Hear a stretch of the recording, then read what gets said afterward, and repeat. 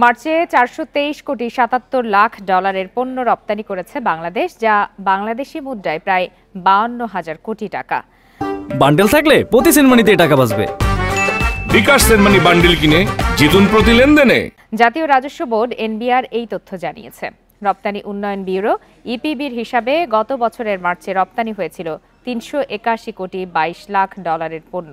সেই হিসাবে এবার পণ্য রপ্তানিতে প্রবৃদ্ধি হয়েছে 11.16%।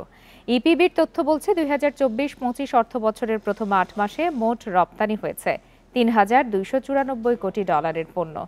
গত অর্থ বছরের একই সময়ে যা ছিল $2,980 কোটি।